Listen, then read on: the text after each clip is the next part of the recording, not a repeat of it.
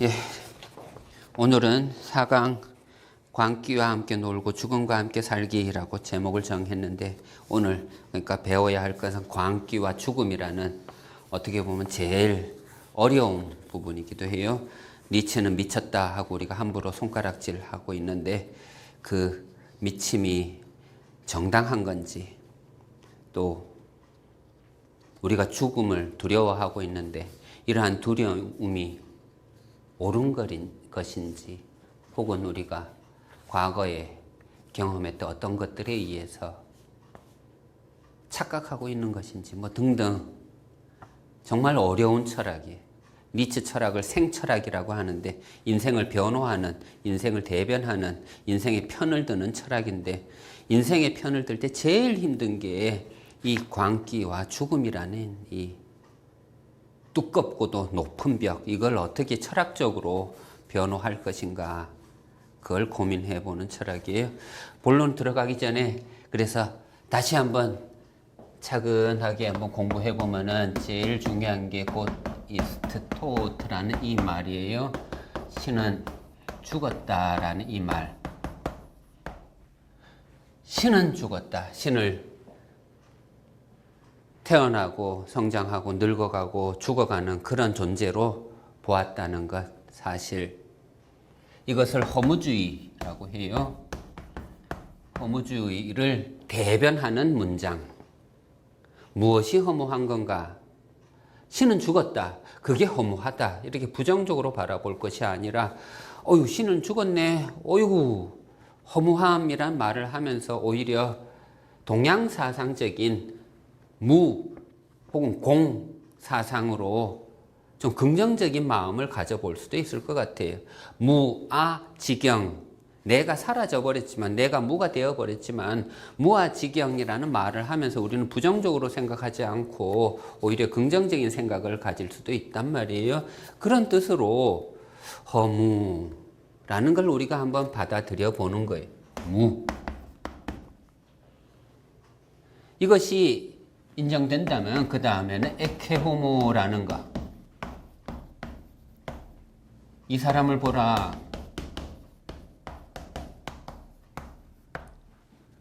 즉 빌라도가 예수를 바라보면서 예수를 지칭하면서 이 사람을 보라 했단 말이에요. 즉 사람이라고 적어놓고 신으로 읽어내야 하는 상황이에요. 신을 보라 했단 말이에요. 그런데 이것을 니체는 자서전의 제목으로 활용해 버렸어요. 즉 자서전 안에는 자기 인생이 담겨 있단 말이에요. 자기의 모습, 자기가 어떻게 성장해 왔는지 이런 것들이 다 담겨 있는데, 그 자서전의 제목으로 신을 보라 했단 말이에요. 그러니까 니체 자신이 신이 되어 버렸다. 그것을 읽어달라 하는 상황이 벌어졌어요. 나가 곧 신이 되어버린 상황이었어요. 그런데 이게 또 이해가 됐다면 그 다음 단계로 제가 님로트라는 개념을 알려드렸어요. 님롯은 누구냐 하면 창세기에 등장하는 이 사람은 신을 위해서 이 세상 온갖 우상들과 싸우는 거예요. 신이라 불리는 모든 것들과 싸우는 거예요. 신이 된 이 사람을 위해서, 신을 위해서 다른 신들과 싸우는 영웅, 용사. 나를 위해서 나와 싸우는 이런 용사. 신을 위해서 신을 죽여버리는 그런 용사. 이것이 디오니소스 송가에 나와요. 디오니소스 송가. 디오니소스 송가는 인생의 혹은 이성적 인생의 마지막 여정. 예수에 지는 책들이 여러 가지가 있어요. 우상의 황혼, 안티크리스트, 바그너의 경우, 이 사람을 보라, 디오니소스 송가, 그 다음에 니체 때 바그너라는 이 6권이 동시다발적으로 막 쓰여지는데, 그래서 니체는 1888년 가을을 신이 선사해준 혹은 선물해준 시간이라고 얘기해요. 그러니까 가을이니까 8월부터 계산할 거예요? 9월부터 생각할 거예요? 8월부터 한다면 8, 9, 10, 11, 12, 5개월. 왜냐하면 1889년 1월 초에 1월 3일에 미쳐버리니까. 그럼 남아있는 시간 거의 넉넉 잡아서 5개월. 혹은 9월부터 시작한다면은 한 4개월. 이 기간 동안 6권이란 책이 그냥 동시다발적으로 써져 나오니까 엄청난 속도로 쓰여지는데 이 속에서 님롯 등장해. 그리고 디오니소스는 얘기해요. 나는 너의 미궁이다. 나는 너의 진리다. 등등을 말을 해요. 이 디오니소스 성가에서도 님로트 그 시 구절을 보면은 님로트는 나에게 추적당하고 나에게 포획당하고 내가 쏜 내 화살이 내 심장을 꿰뚫고 있다고. 즉 님로트가 싸우는 적은 나예요. 님로트는 나의 심장을 화살로 꿰뚫고 있단 말이에요. 얼마나 아플까요? 자기 자신과 싸우는 게 제일 힘들어요. 왜냐하면 내가 내 약점을 너무 잘 알 테니까.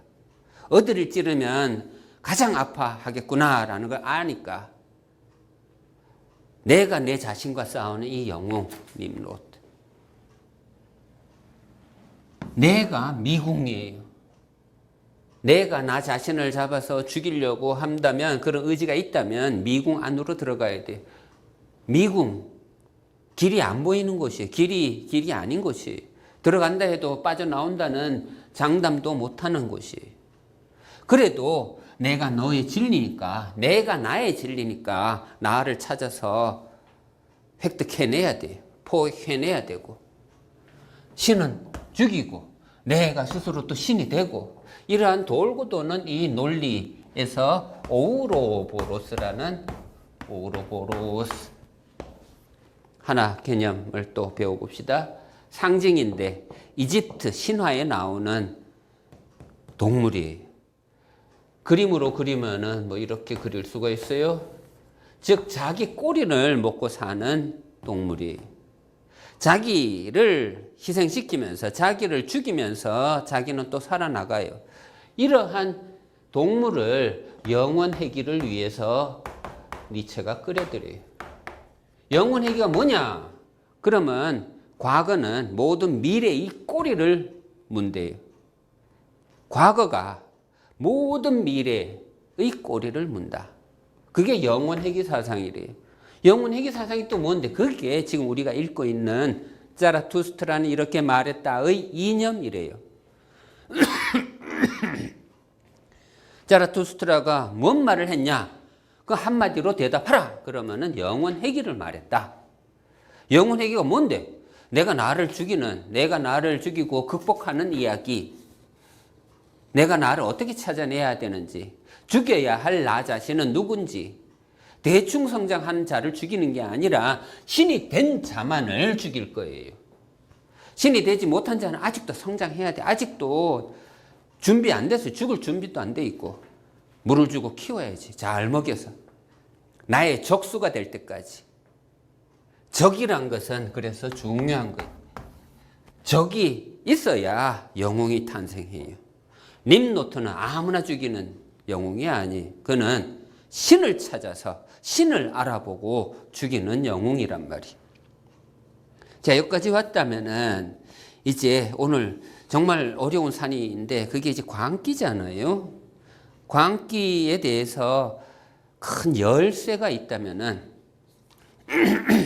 그의 이 자서전, 이 사람을 보라 첫 대목에 첫 구절, 처음 시작하는 구절에 어떤 수수께끼 같은 문장을 적어놨어요. 한번 읽어볼게요. 처음 시작하는 구절이에요. 조만간 인류에게 제시된 숱한 요구들 중에서 가장 어려운 요구를 내가 해야 한다는 생각이 들어서 내가 누군지를 말해 두는 것이 불가피한 것 같다. 자, 이 첫 번째 문장이 수수께끼. 뭐가? 가장 어려운 요구. 도대체 이게 뭐냐 이거예요. 인류 역사상 가장 어려운 요구. 그 얘기는 지금까지 많은 요구가 있어 왔다라는 게 전제가 되겠죠. 많은 사람들이 요구해 왔어요. 그런데 니체는 지금 가장 어려운 요구를 하게 될 거예요. 곧.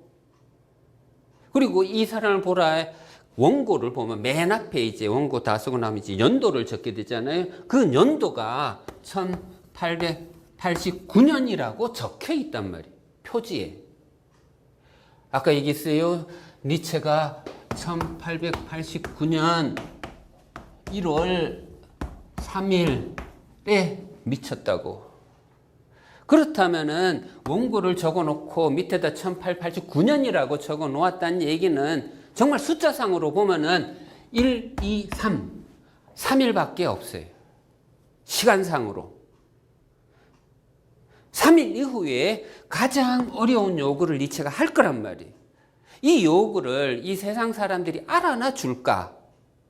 걱정이 되어서 오해할 것만 같아서 그래서 내가 지금 이 글을 쓰노라.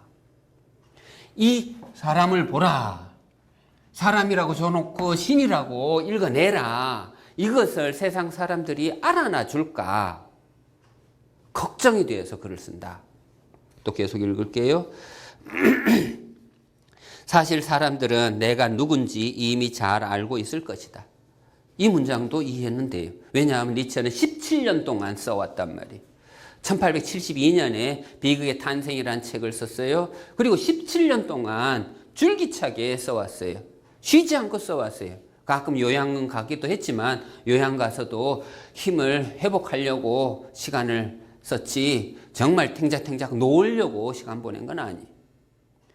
끊임없이 내가 누군지 내가 무슨 생각하는지 자기 책 속에다 적어놨단 말이에요. 세상 사람들은 이 니체가 누군지 알 거다. 왜냐하면 나는 나를 밝히지 않은 채 내버려 둔 적이 없었기 때문이다. 하지만 내 과제의 위대함과 동시대의 사소함 사이에서 발생한 오해는, 자, 오해, 동그라미 쳐놓고, 오해. 내 철학의, 내 인생의 위대함과 동시대 사람들의 어떤 사소함 사이에는 분명히 커다란 오해가 있어요. 사람들이 나에 대해 듣도 보도 못했다는 데서 발생한다. 자, 여기서 또 힌트 하나가 나왔어요. 듣도 보도 못했다. 도대체 듣도 보도 못한 것이 도대체 무엇일까? 지금까지 예를 들어 호메로스가 글을 썼던 기원전 800년 전쯤부터 시작한다 해도 2800년 동안 인류는 단 한 번도 경험하지 못한 것을 철학자 니체는 곧 요구하게 될 거예요. 도대체 그게 뭘까? 나는 내 자신의 신용에 따라 살아간다. 저는 이게 또 핵심인 것 같아요. 나는 나의 신용에 따라, 나의 신용, 그거에 따라 살아간다. 왜 이 문장이 이런 문장들 다음에 딱 자리 잡고 있어야 할까? 그 이전에 사람들은 자기 자신의 신용으로 살아가지 않았기 때문이 아닐까? 소위 하나님의 뜻대로 산 것이 아닐까? 내 뜻대로가 아니라, 내 의지대로가 아니라 남의 의지로 산 것은 아닐까? 제가 파우스트를 읽을 때 그런 생각 많이 했어요. 그레트 켄이 14살 중1, 우리 사회로 비교한다면 중1 소녀가 14살 난 그 소녀가 아이를 뱄어요. 그 시대에는 아이를 뵈면, 처녀가 아이 뵈면은 마녀라는 손가락질 당하고 불태움을 당하는 그런 시절이었어요. 이 시절에 이 소녀가 자기 생명을, 자기 목숨을 유지할 수 있는 유일한 방법은 자기가 아기를 뵌 적도 없고 나는 순결하다는 것을 증명하는 길밖에 없었을 거예요. 이런 상황에서 아이는 자기가 낳은 자식을 목 졸라 죽이고 강에 버려버렸어요. 이때 그레텐이 이 아이를 목 졸라 죽이는 그 의지는 도대체 누구의 의지일까라고 저는 질문해 보았어요. 이때 많은 사람들이 네가 죽였지 않냐 하고 손가락질 할 수 있어요. 네가 죽였지 않냐. 정말 잔인한 소리예요. 그 시절에는 마녀 사냥이 있었단 말이에요. 그것을 무시하고 네가 죽였다라고 손가락질 한다면 그건 정말 잔인한 작태예요. 어쩌면 사회의 의지가 그녀를 죽였을 수도 있어요.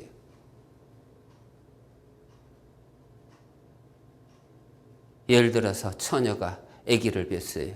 그걸 산부인과 의사한테 가서 낙태를 했어요. 자기 의지일까요? 사회의 의지일까요? 우리 사회에서는 처녀가 아기를 뵈면은 용납 못하는 사회라서 그런 것은 아닐까? 아니면 중1 여학생이 시험을 잘못 봤어요. 아파트 옥상에 올라가서 자살을 했어요. 그러면 그 아파트 옥상에서 한 발짝 더 딛게 하는 그 발걸음은 자기 의지일까요? 사회의 의지일까요? 시험공화국에서는 시험 잘 봐야 칭찬받는 사회라면은 그 사회에서 시험 못 봤던 이 여학생은 칭찬받을 자격을 상실해버렸어요. 그녀가 내딛는 그 한 발 한 걸음은 도대체 누가 시킨 것일까? 아니면은 키르케고르의 이거냐 저거냐라는 책을 한번 읽어보세요. 아브라함이 아들 이삭을 데리고 산으로 올라가요. 얘를 희생시킬 거라는 거 잘 알고 있어요. 아브라함은. 아들이 질문해요. 이삭이 아빠 제사 지낼 양은 어디 있어? 그랬더니 아빠가 하나님이 다 준비해 주실 거야. 거짓말이었어요. 아브라함은 알고 있어요. 얘를 죽일 거라는 것을. 왜? 하나님 요구했으니까 장자를 희생시키라고. 그리고 데려가서 칼을 쥐고 제사를 지내려고 해요. 이때 키르케고르는 질문해요. 아브라함의 손에 칼을 쥐게 한 의지는 누구의 의지일까? 아브라함의 의지일까? 혹은 키르케고르 질문을 하면은 하나님의 의지일까? 마찬가지 니체는 그 어떤 신용이 아니라 나를 믿는 내 의지로 나는 살아왔다. 그것을 세상 사람들은 이해나 할까? 그가 신이라 불려야 한다는 이 철학을 세상 사람들이 이해나 해줄까? 걱정이 되어서 나 자서전을 쓰노라. 어쩌면 내가 살아있다는 것조차 하나의 편견에 지나지 않는 것은 아닐까? 이것도 중요한 것 같아요. 살아있다, 살아있지 않다 라는 이 문장, 어쩌면 내가 살아있다는 것조차 편견이 아닐까? 니체는 여기서 말하는 삶을 뭘로 생각하는 걸까? 살아있는 삶과 살아있지 않은 삶, 내가 살아있다는 건 편견이 아닐까? 내가 살아있지 않다는 것을 확신하기 위해서는 여름에 오버 엔가딘으로 오는 교양 있는 사람이라면 그 누구를 붙들고 물어봐도 좋다. 즉 알프스인데, 알프스에서 지금 요양을 지내고 있었어요. 지금 인생 거의 막바지 가서 17년 동안 지필 인생하고 이제 한 3일 있으면 내가 이제 광기의 세계로 들어갈 거란 말이에요. 분명히 그의 마지막 글들을 보면은 막 길거리에서 춤도 추고 막 별짓을 다 했을 거란 말이에요. 그러면서 정신이 오락가락 하면서 이 글을 썼을 거란 말이에요. 니체도 알아요.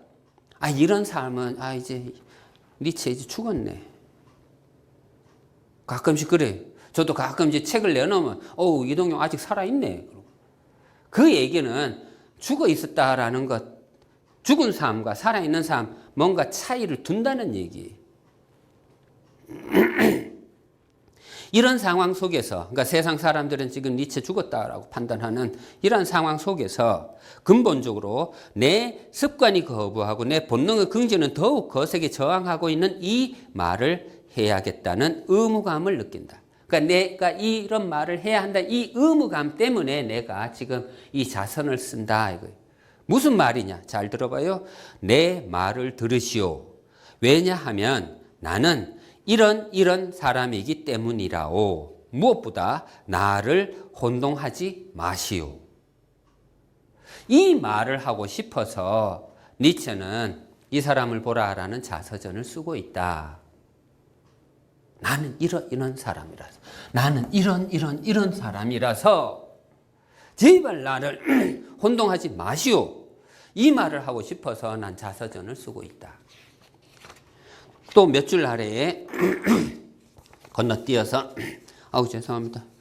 밥을 먹었더니 목이 불멸이 되기 위해서는 비싼 대가를 치러야 한다. 즉 그러기 위해서는 불멸이 되기 위해서는 살아있는 동안 여러 번 죽어야 한다. 여러 번 죽어야 한다. 여러 번 죽어야 한다. 여러 번 죽어야 한다는 이 말은 니체가 무슨 뜻으로 한 것일까? 여러 번 죽어야 불멸이 된다.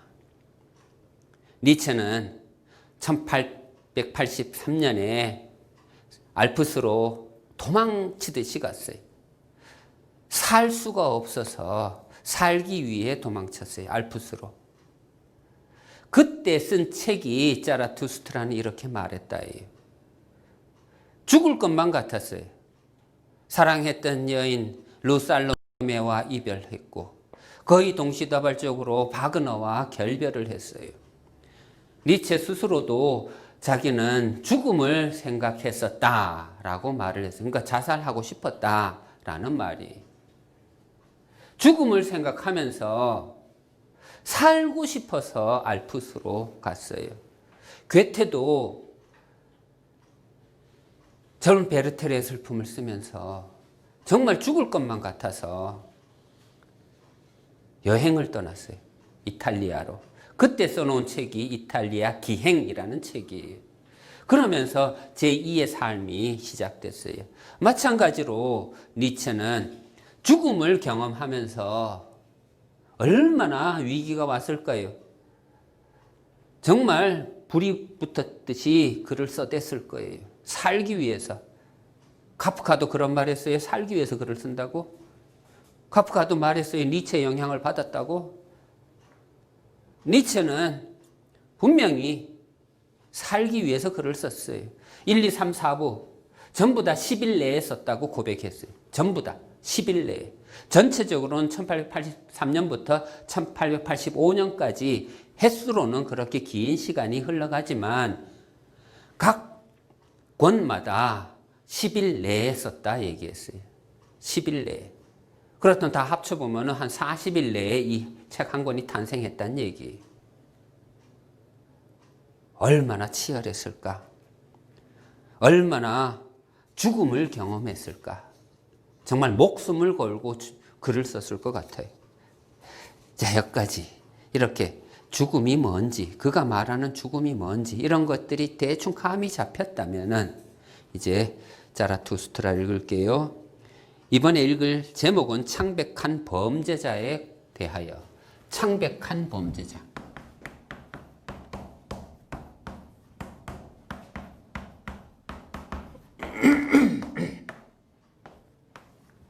이게 책 제목인데, 아니, 이 글의 제목인데, 저는 오늘 수업을 준비하면서 가만히 생각해 봤어요. 카프카의 심판을 한번 생각해 봤어요.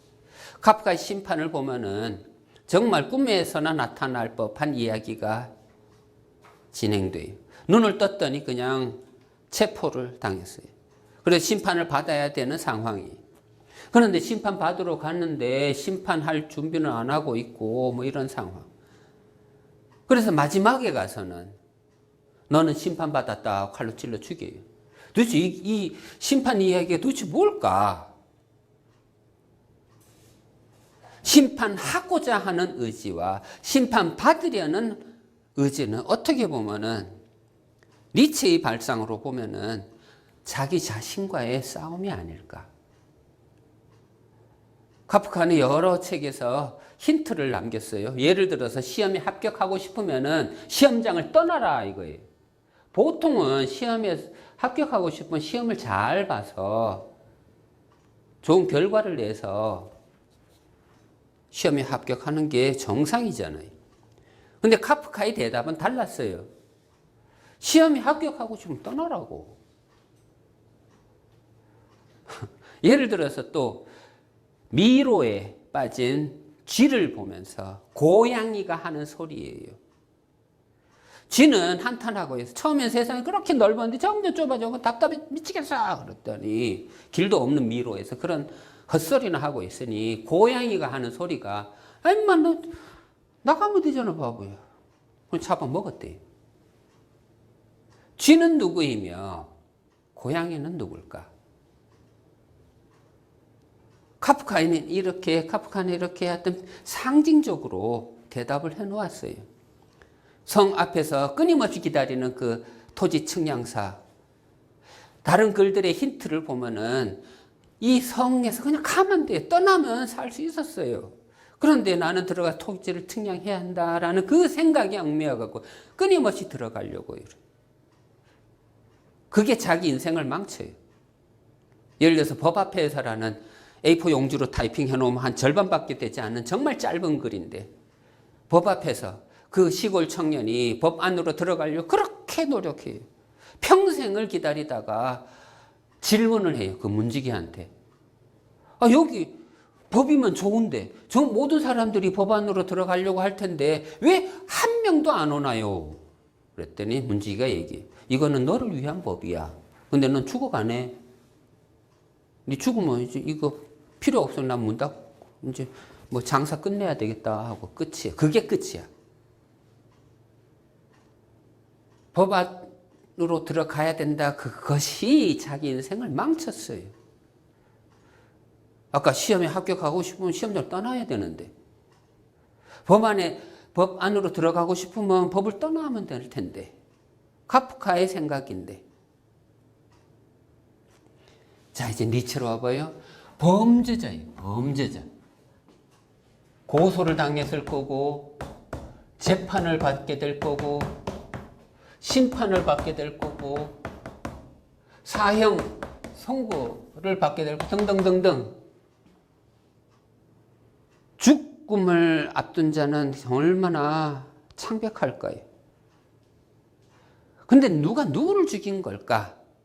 니체의 책 읽을 때 항상 이 단계들을 기억하세요. 지금 요 단계에서 하는 말인지 아니면 요 단계에서 하는 말인지 아니면 요 단계에서 하는 말인지 아니면 이 영혼회귀에 거기 와서 하는 얘기인지. 창백한 범죄자. 도대체 어떤 범죄자일까? 예를 들어 범죄 공부할 때 제일 재미난 게 프로메테우스의 범죄예요. 프로메테우스가 범죄자예요. 그래서 벌 받지 않아요. 3000년 동안 독수리가 와서 간을 파먹는데 얼마나 지독한 벌이에요. 그런데 그 범죄는 인간을 위한 범죄였어요. 그래서 프로메테우스가 비극의 주인공이 될 수 있는 거예요. 그를 보면서 인간들 아이고 불쌍해라 하는 마음이 생기는 거예요. 휴머니즘 사상 때문에, 인간의 정신 때문에 그토록 고통을 받고 있는 프로메테우스를 우리는 영웅이라 칭송하고 있는 거예요. 범죄를 저질렀음에도 불구하고, 불을 훔쳐서 전달했음에도 불구하고 그 훔침에 대해서 인류는 그렇게 나쁜 죄라고 생각하지 않는 거예요. 마찬가지예요. 지금 니체는 창백한 범죄자를 두고 무슨 말을 하는지, 특히 이 텍스트에서는 광기라는 단어가 막 쏟아지는데 니체가 광기를 가지고 무슨 말을 하려고 하는지 관찰을 해야 할 거예요.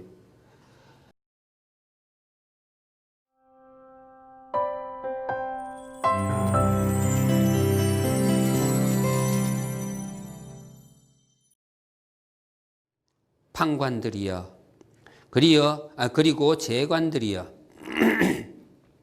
재물이 될 짐승이 머리를 끄덕이기 전에는 죽이려 하지 않는가? 보라, 저 창백한 범죄자 머리를 끄덕였으니 그의 눈에는 크나큰 경멸이 서려 있고. 자, 경멸. 어디다 적을 거예요? 자기를 죽여야 할 때 제일 중요한 게 경멸이겠죠. 경멸. 경멸하지 않으면 죽일 수 없어요. 예를 들어서 창조하고 싶으면 파괴를 해야 돼요. 파괴하지 않고 어떻게 창조할 수 있네요. 남이 하라는 대로 하면 그건 시험 공부 잘하는 사람이지 어떻게 창조하는 자라고 부를 수 있어요. 창조하는 자라면은 과거에 기존의 틀 시킨 대로 그건 다 깨야 돼. 기존의 틀은 다 깨야 진짜 창조하는 자가 될 거예요. 경멸심은 살인, 범죄의 전제예요. 초인이 되고 싶어요? 그러면 증오하는 마음부터 키우세요. 그런 거 없이 그냥 나 천국 갈래, 난 초인이 될래, 그런 거 말도 안 돼요. 영웅이 되고 싶어요? 그럼 칼자루 들고 휘두를 수 있는 힘부터 키우세요. 그거 없이 나 영웅이 될래, 말도 안 돼요. 그거는. 니체 철학에서는 그런 허무맹랑한 결과 안 줘요. 원하지도 않고. 크나큰 경멸이 서려 있고, 그는 눈으로 말하고 있다. 나의 자, 그것은 극복되어야 할 그 무엇이다. 이 문장은 벌써 여러 번 반복했어요. 인간은 극복되어야 할 그 무엇. 극복. 도대체 어느 단계에서 극복을 하고 있는 건지 그건 모르겠어요. 어쨌거나 누구는 계단을 100계단을 올 수도 있고, 누구는 50계단을, 누구는 10계단을 왔을 수 있어요. 어떤 위치에 있든 상관하지 않고 니체는 말해 극복하라고. 죽을 때까지 극복하라고. 극복이 언제 끝날 거예요? 죽어야 끝날 거예요. 내게 있어서 그것은 사람에 대한 크나큰 경멸이다. 아주 중요한 거예요. 사람에 대한 경멸. 사람에 대한 경멸. 예를 들어서 사랑 싸움 생각해 봅시다. 사랑하니까 싸우는 거예요. 사랑했던 만큼 가슴이 찢어질 거예요. 그 상처가, 두려움이 언제쯤 오냐 하면 보통 공자가 말하는 불혹의 나이, 한 40살쯤 되면 이제 더 이상 사랑 이제 안 할래. 그게 불혹이래요. 유혹당하지 않을래라는 거. 이제 사랑에 빠지지 않을래. 근데 니체는 아니. 끝까지 불을 붙이라 이거예요. 상처 당하라. 자기 자신에 대한 경멸 키우라. 끝까지 극복하라 이거예요. 아파도 다시 한번 사랑에 빠져보고. 그가 그 자신을 이렇게 심판했다는, 심판 밑줄 쳐놓고 생각해봐요. 심판. 누가 누구를 심판했다는 건가? 누가 누구를? 예를 들어서 죽여야 할라. 저도 아침 딱 일어나면은 싫은 내 모습이 보일 때가 있어요. 이거 한번 제거하고 싶은데. 막 욕을 할 때도 있어요. 이동영 너 그거밖에 못해 하고 윽박지를 때도 있어요. 죽이고 싶은 나가 있을 거란 말이에요. 분명히. 심판했다. 물론 저의 이런 논리 차치하고 그냥 상대방 제3의 논리로 이렇게 펼쳐나갈 수도 있어요. 히틀러가 읽어내듯이 우리는 세상을 지배해야 할 민족이다. 세상 다 쳐 죽이고 다 제거해버리고 우리는 사자가 되어서 이 세상을 지배하자. 이런 식으로 할 수도 있겠지만 저는 이 책을 전부 다 읽어보니 방향이 바깥으로 향하고 있는 게 아니다라는 걸 저는 읽어냈어요. 이 모든 칼끝이 나에게로 향하고 있구나. 니므롯, 이 인물이 열쇠구나.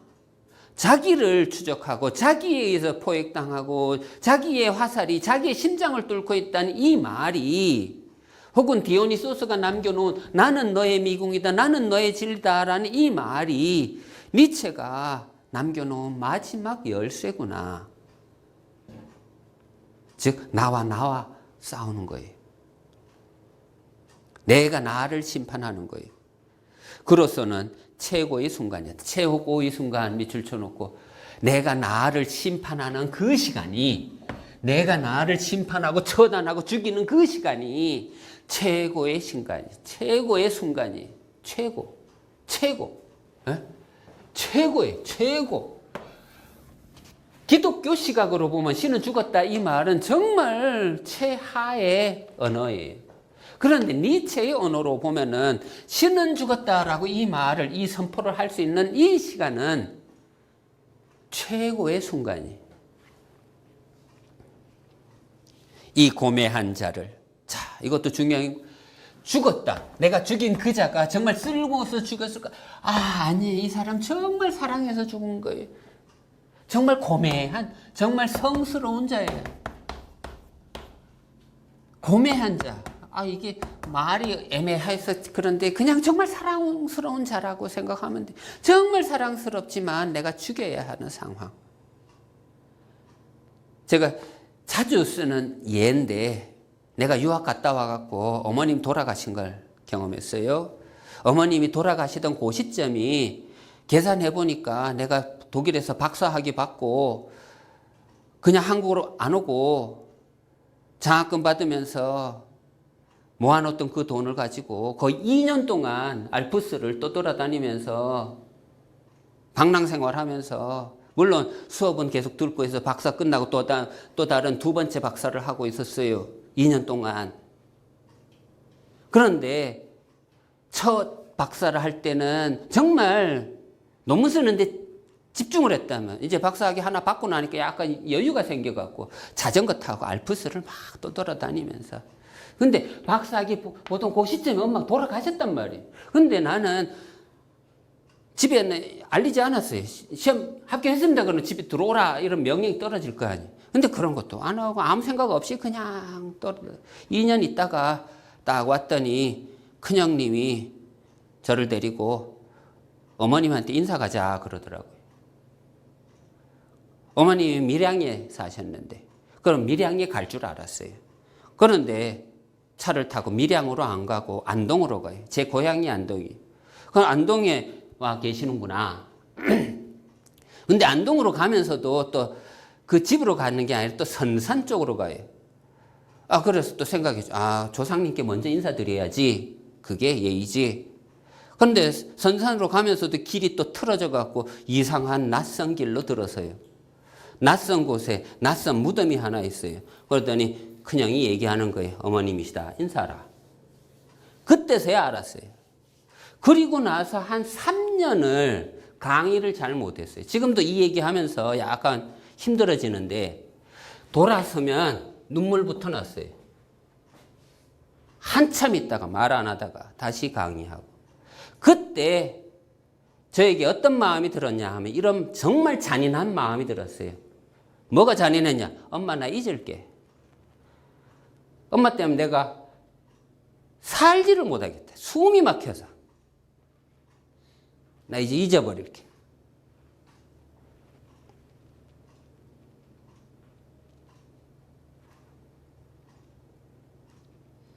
내 안에 너를 죽인다는 거 최고의 순간이, 내가 나를 극복하는 순간이고, 내가 죽이는 그 자 엄마였어요.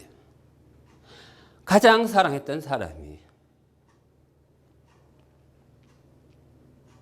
이 고매한 자를 다시 그 비천한 상태로 되돌려 보내지 말라. 이토록 자기 자신으로 말미암아 고뇌하는 자에게는 빨리 죽는 것 말고는 달리 구원이 없다. 빨리 죽이라. 빨리. 다른 구원이 없어요. 그에게도 나에게도. 판관들이여 그를 죽이되 그것은 연민에서 우러나온 행위여야 한다. 그 밑줄 쳐놔요. 연민에서 우러나온 행위. 연민이 뭐예요? 이 자를 죽일 때, 이 신을 죽일 때 아이고 불쌍해 하면서 죽여야 돼요. 연민, 동정심을 베푸면서 죽여야 돼요. 제가 어머님을 내 마음속에 죽여야 했을 때 연민해서 아이고 엄마 불쌍한 사람, 그 마음으로 죽여야지 안갚음 이어서는 안 된다는 말이다. 안갚음으로 번역을 해놨는데 락해라는 단어예요. 락해. 이게 뭐냐? 복수라는 거예요. 복수. 복수심으로 엄마를 죽인 건 아니에요, 나는. 대부분의 사람들이 누구를 죽일 때 복수심으로 죽여. 니체는 이걸 절대로 금지하고 있어요. 복수는 누가 하느냐? 노예들이나 하는 짓이에요. 우리는 주인의 삶을 살고자 하는 거예요. 주인은 복수심으로 누군가를 죽이지 않아요. 주인은 연민으로 죽이는 거예요. 안가품이어서는 안 된다는 말이다. 그리고 그를 죽일 때 너희 자신은 그럼으로써 생을 정당화하고 있다는 것을 명심하라. 생을 정당화 밑줄 쳐놓고 생을 정당화. 혹은 저는 번역했다면 이렇게 번역할게요. 생은 전부 다 레벤이니까 단어 찾아보면 전부 다 레벤이었어요. 그러면 그냥 삶이에요. 삶을 정당화하는 것. 삶을 정당화하는 철학이 니체 철학이에요.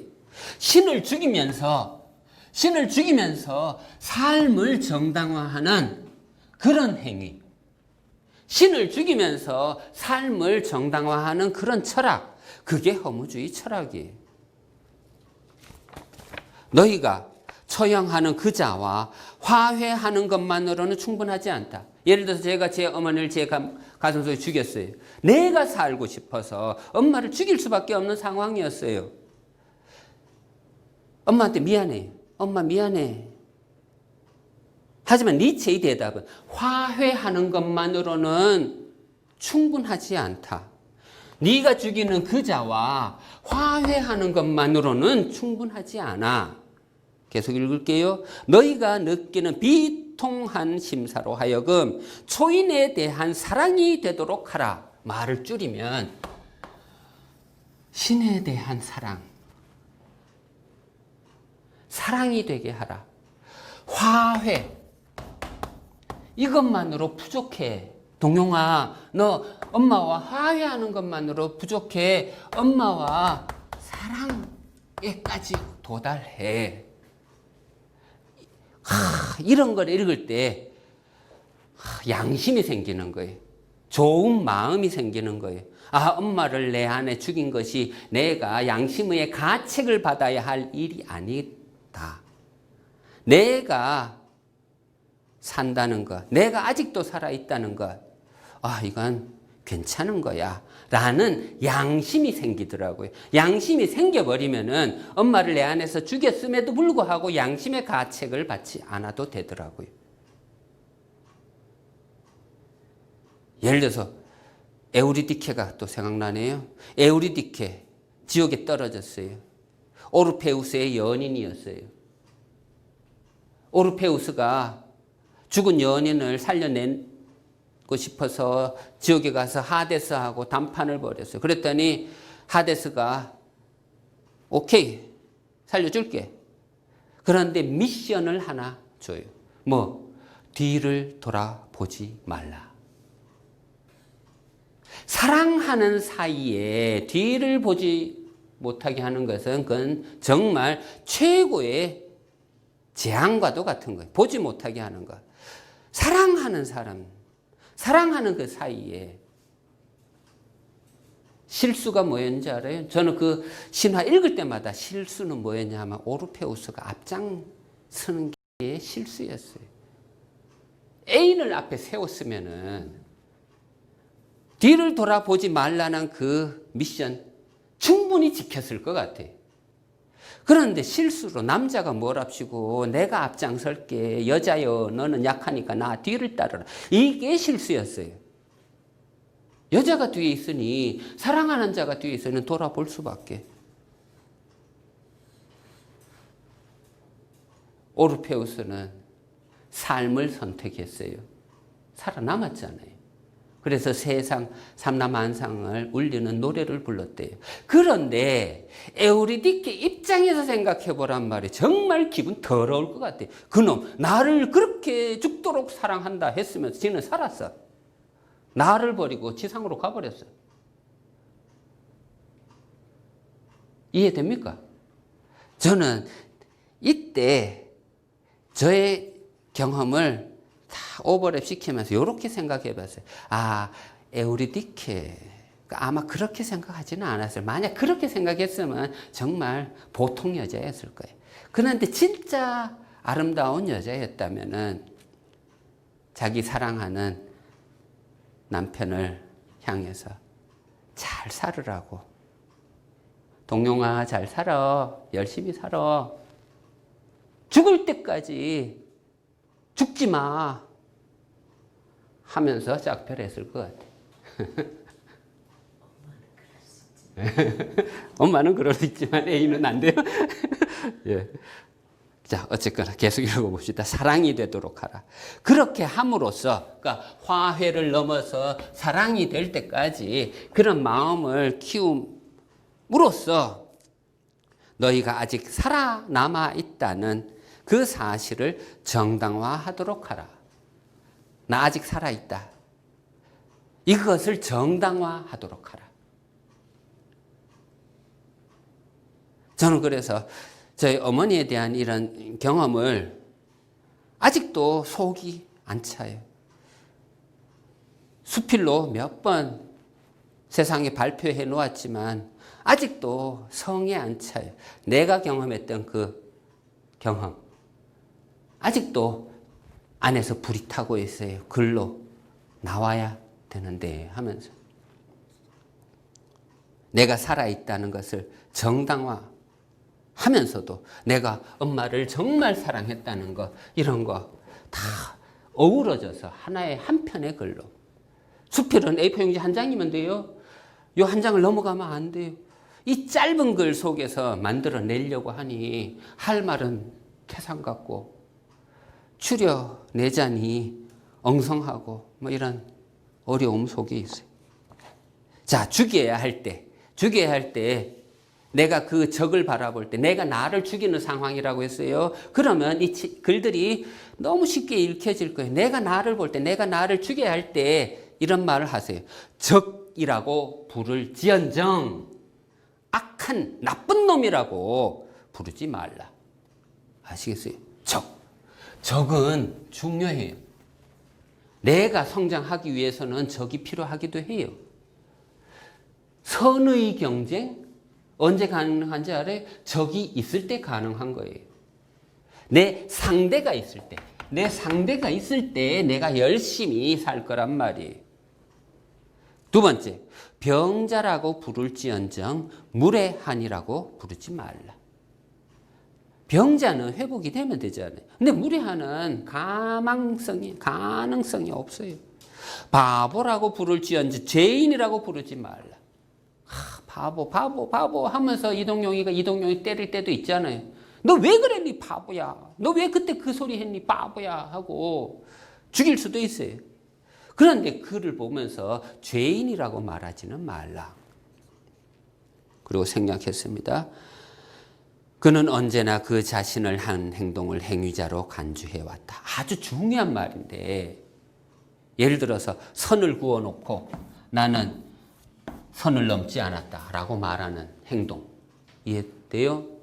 그런데 니체는 이런 행동을 미친놈이라고 얘기해요. 미친놈. 읽어볼게요. 그는 언제나 그 자신을 한 행동의 행위자로 간주했다. 나는, 자라투스트라는 초인은 그것을 광기라 부른다. 자, 광기만 나오면 지금부터 동그라미 치면서 계속 연구를 해보세요. 니체의 철학을 광기의 철학이라고 하는데 니체는 광기를 가지고 무슨 말을 하는지 관찰해달라. 그에게는 예외적인 것이 본질이 되고 만 것이다. 예외적인 게 뭐예요? 선을 그어놓고 그 선 안에 갇혀버리는 거. 예를 들어서 이성이 뭔데? 1 더하기 1은 2가 된대. 이게 이성적인 합리적인 답이에요. 여기에 갇혀버렸어요 지금. 창조는 다 깨야 되는데 1 더하기 1은 3도 된다는 이런 발상이 창조의 길을 열어줄 텐데 1 더하기 1은 2가 되는 거예요. 다 갇혀버렸어요. 이런 미친놈들. 이게 이런 예외가 지금 본질이 되어버렸다. 한 가닥에 금을 그어 암탉을 꼼짝 못하게 묶어둘 수 있다. 그가 그은 금은 그 자신의 가련한 이성을 꼼짝 못하게 잡아둔다. 나는 이것을 중요합니다. 행위 이후의 광기 밑줄 쳐내. 행위 이후의 광기. 아까 얘기했어요. 선을 그어놓고 나 선을 지켰다. 나는 선을 넘지 않았다. 니체의 말로 하면 행위 이후의 관계. 너 미친놈이. 맨날 범 안으로 들어가려고, 맨날 성 안으로 들어가려고, 맨날 심판이나 받으려고 하고, 맨날 시험이나 보려고 하고, 카프카의 대답은 시험장 떠나라였어요. 미로 바깥으로 뛰어넘으면 되잖아. 왜 거기 앉아서 길을 찾고 있니? 고양이가 그 말하고 잡으면 먹어버려요. 마찬가지 니체는 이렇게 행위를 해놓고 나 했노라. 예를 들어 10계명이 있어요.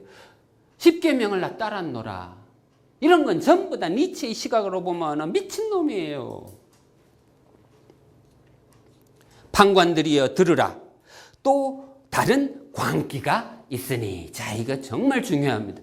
니체는 행위 이후에 광기를 설명하려고 하는 게 아니라 이렇게 선안에 갇히는 이런 미친 행위를 설명하고자 자라투스트라는 이렇게 말했다를 쓰는 게 아니라 또 다른 광기가 있다는 것을 설명해 주고 싶어서 니체는 철학의 길을 걷고 있어요. 행위 이전의 것, 밑줄 쳐내. 행위 이전의 것. 행위 이전의 광기. 행위 이전의 광기는 뭘까요? 행위 이전의 광기는 이 선을 긋기 이전에 광기가 있단 말이에요. 예를 들어서 제 유학 갔다 왔더니 어떤 여자가, 이쁜 여자가 일탈이라는 노래를 부르고 있더라고요. 저도 그거 열심히 배웠어요. 일탈이 가능하려면 뭐가 필요해요? 전제는 뭐예요? 일상이 있어야 돼. 일상이 있어야 일탈이 가능할 거 아니에요. 니체는 행위 이전의 광기를 얘기하고 있어요. 일탈의 정신이라고 할까? 역으로 생각해 보세요. 선을 긋기 전에 어떤 광기가 분명히 있을 거예요.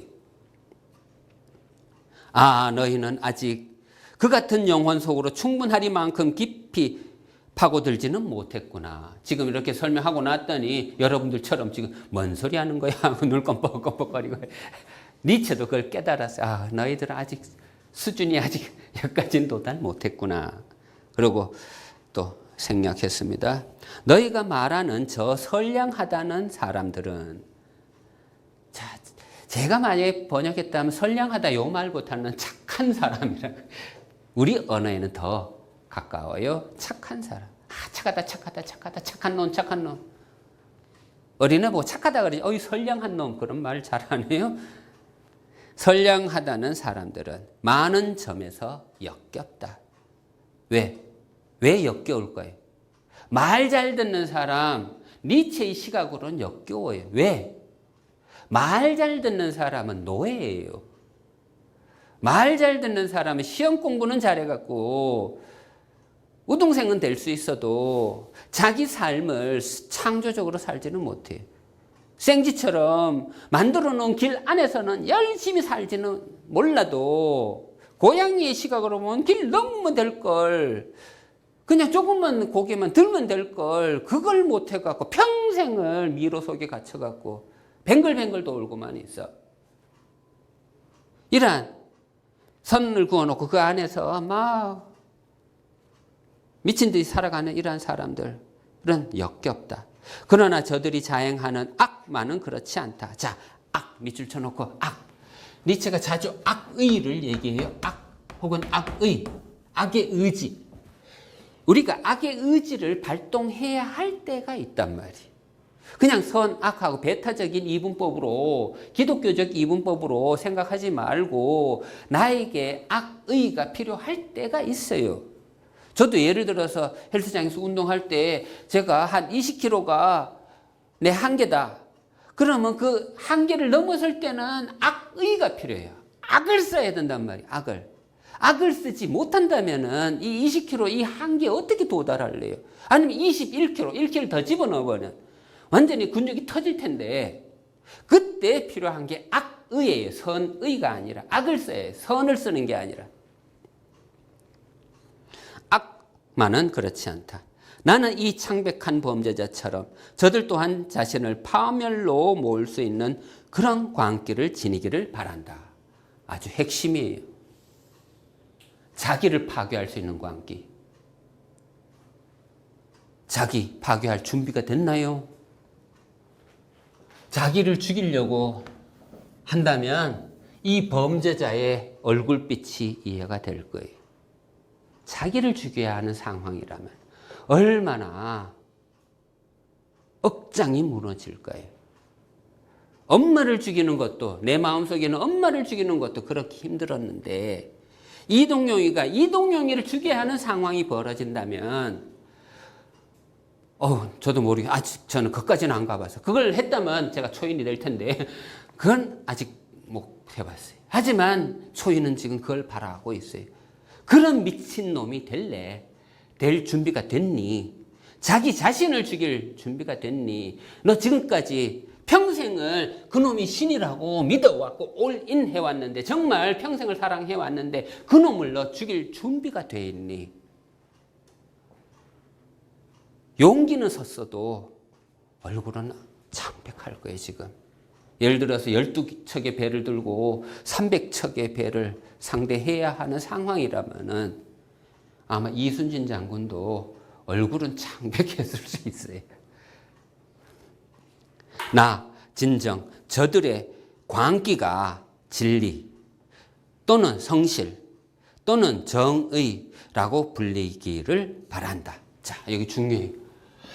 내가 죽여야 할 나의 어머니, 그가 진리이기를 바란다. 내가 나를 죽일 때 그놈도 진리여야지. 그놈이 가짜라고 한다면 내가 가짜인 동용이를 죽일 필요는 없잖아요. 그런 사람이라면 님로트도 아니에요. 신을 못 알아봤으니까. 하지만 저들은 오래 살기 위해 밑줄 쳐놓고 그리고 변변치 못한 자기 만족 속에서나마 오래 살기 위해 또 위에 밑줄 쳐놓고 자신들이 지닌 덕을 버리지 못하고 있는 것이다. 즉 과거에 고집을 피우고 있는 것이다. 예를 들어 선이 있어. 선을 그어놓았어. 그러면 과거에 그어놓은 그 선을 고집 피우고 있어요. 세상이 달라졌는데 제가 유학 갔다 왔을 때는 머리 염색하면 막 할아버지들이 화냈어요. 영혼 다친다고. 영혼 정신 달아난다고. 막 꼴밤도 쳤어요. 정말 지하철 타고 가다 그런 상황 정말 자주 봤어요. 20년 전에는 그랬단 말이에요. 근데 지금 머리 염색했다고 야단치는 어른은 이제 없어졌어요. 지금 세상이 달라졌단 말이에요. 선을 다시 그어야 돼요. 그런데도 불구하고 옛날 선만 고집하면서 이 안에서 놀아라 하면은 그 선은 감옥이 될 거예요. 놓을 수 있는 선이 아니에요. 그거는. 과거의 덕을 버리지 못하고 고집을 피워.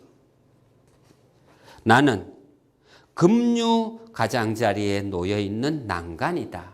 이거 문학적 비유예요. 급류가 막 흘러가고 있어요. 강물이 여기에 있는 하나의 난간이다. 이 난간을 붙들고 올라올 수는 있어요. 이 무트로. 잡고 싶으면 잡아라. 하지만 나는 너희 지친 몸을 이끌고 갈 수 있는 그런 지팡이는 아니다. 나는 지팡이 노릇은 안 할래. 나는 난간이야. 난간이니까 난간을 잡고 싶으면 이 급류를 탈 줄 알아야 되고 이 급류를 탈 용기가 있어야 되고 일탈할 용기가 있어야 되고 선을 지워버릴 용기가 있어야 할 거고 신을 죽일 수 있는 그런 용기가 필요할 거고 님로트 같은 그런 전사의 정신이 필요할 거고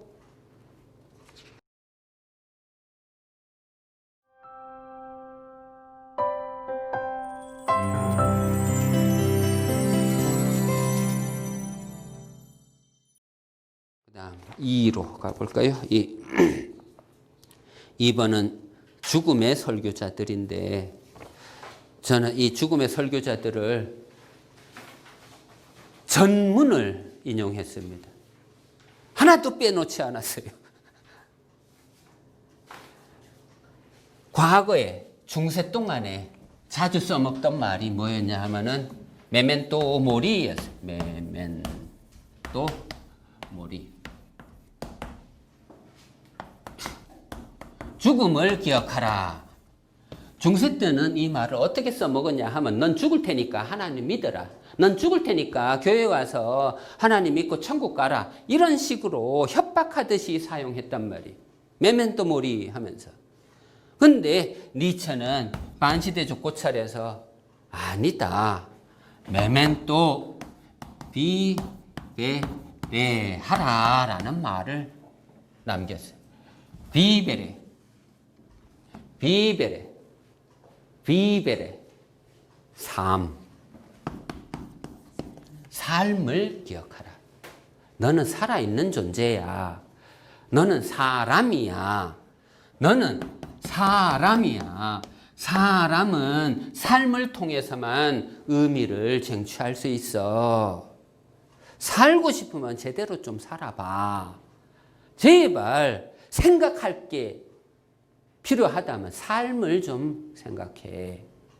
죽음 생각하지 말고. 죽음 아무리 생각해보면 삶에 뭐 도움이 되나? 삶을 생각해야지. 그런데 죽음을 설교하는 자들이 있단 말이에요. 맨날 내세. 아마겟돈이라고 해갖고 하나님과 악마가 싸운대요. 인류 최후의 전쟁이래요. 그때가 오면은 믿는 자들은 전부 다 천국 가고 안 믿는 자는 전부 다 지옥 간대요. 기독교인들은 이렇게 생각할 거예요. 그날이 빨리 왔으면 좋겠어. 나를 괴롭히는 사람 전부 다 지옥 갈 테니까. 하나님은 나 대신해서 복수를 해줄 테니까. 나는 영생하고 싶다. 나는 하늘나라 가고 싶다. 그런데 이러한 내세관, 니체는 노하고 전문을 빨리 읽을게요. 죽음의 설교자들에 대하여 5쪽입니다. 죽음을 설교하는 자들이 있다. 이 대지는 생의 작별을 고하고 떠나야 한다는 저 죽음의 설교를 들어 마땅한 자들로 가득 차 있고, 이 대지는 존재할 가치가 없는 자들로 가득 차 있고, 삶은 너무도 많은 자들로 인해 썩어 있다. 누군가가 나서서 영원한 생명, 이것도 영생이라고 기독교 용어로 그냥 번역했으면 하는 아쉬움이 있어요. 영생이라는 미끼로 저들을 꼬드겨 저들로 하여금 생에 등을 돌리도록 해준다면 좋으련만.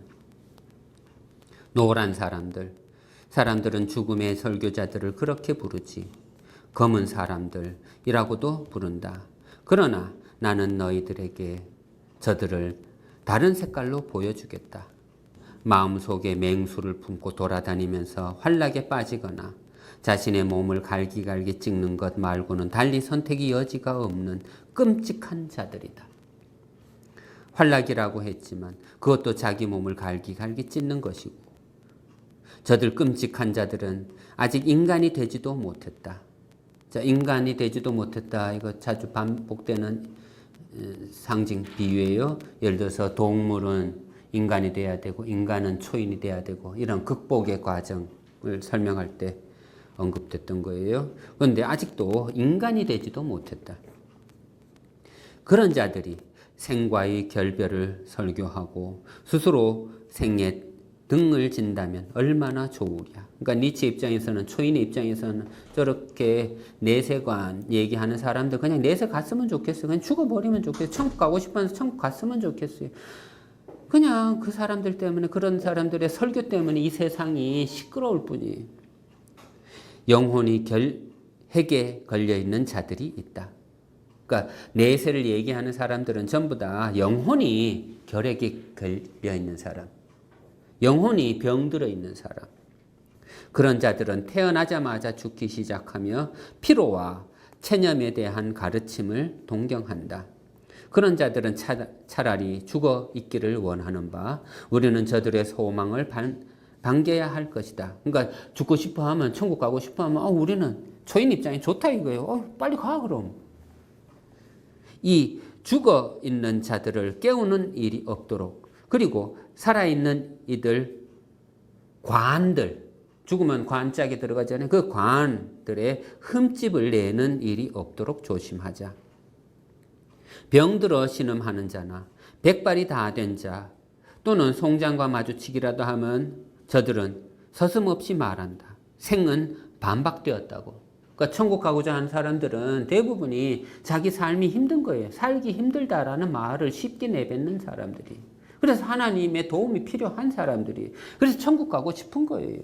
그래서 삶은 반박되었다라고 서슴없이 말해요. 그러나 저들 자신과 존재에서 단 한 면만 보지 못하는 저들의 편협한 안목이 반박되었을 뿐이다. 짙은 우수에 감싸인 채 죽음을 가져오는 하찮은 우연들을 갈망하면서 저들은 기다리며 이를 악문다. 그렇지 않으면 달콤한 군것질거리에 손을 내밀고는 철부지 같은 자신들의 행동을 한심하게 생각한다. 지푸라기와 다름없는 생에 매달리고 있으면서 아직도 지푸라기에 매달리고 있는 저들 자신을 한심하게 생각하고 있는 것이다. 살아있는 자는 바보다. 우리가 바로 그 같은 바보다. 그리고 바로 이것이 생에서 가장 어리석은 짓이다. 저들의 지혜가 하는 말이다. 자, 독서할 때 니체가 따옴표를 딱 해버리면은 항상 잊지 마세요. 그 따옴표 속에 있는 말은 니체가 하는 말이 아니라는 거. 지금 저들이 하는 말이에요. 내세관을 얘기하는 자들의 소리예요. 또 따옴표 쳐놨으니까 어감을 잘 새겨들어야 돼요. 생은 고난일 뿐이다. 이건 유명한 발언이잖아요. 아주 제일 유명한 사람이 쇼펜하우어예요. 쇼펜하우어 철학을 염세주의 철학이라고 그래요. 쇼펜하우어는 독일어로 알레스 레벤 이스트 라이덴이라는 말을 했어요. 라이덴. 알레스 레벤, 모든 인생은 고통이다라는 말이. 모든 인생은 고통이다. 이게 염세주의를 대표하는 문장이에요. 아까 곧 이스토티는 죽었다. 이거는 허무주의를 대표하는 문장이라면 알레스 레벤 이스트 라이덴, 모든 인생은 고통이다. 이건 염세주의를 대표하는 얘기예요. 그런데 니체는 이 염세주의에서 물론 많은 사상을 받았지만 그래서 쇼펜하우를 자기 스승이라고 정신적인 스승이라고 인정했지만 염세주의에서 머무를 수가 없었어요. 만족할 수가 없었어요. 그래서 허무주의로 나아갔던 거지. 니체는 인생을 이렇게 부정적으로 평가할 수가 없었어요. 물론 그렇다고 해갖고 이것 자체가 틀린 말이냐? 그건 아니에요. 니체도 인정해요. 인생은 힘들다는 거 알아요. 니체도 알아요. 허무주의의 이념은 인생은 힘들다는 거. 거기에서 시작하는 거예요.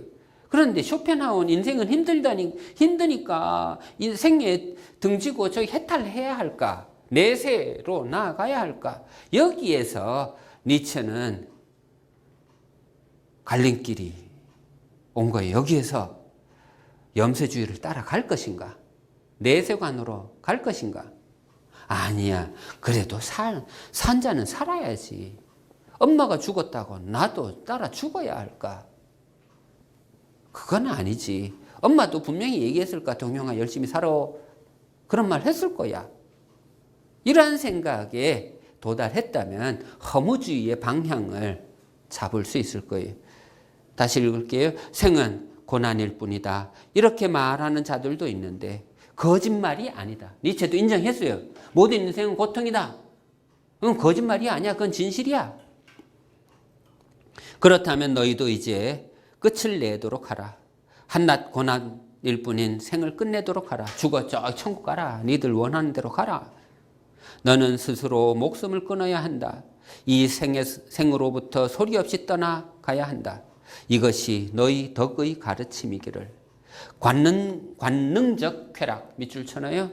니체는 안티크리스트 마지막에 가면은 기독교 반대법을 쭉 써놓는데 그 법의 제4조가 뭐냐 하면 4조는 순결을 강요하고 성생활을 더럽다고 말하는 것은 전부 다 죄다라는 말을 해요.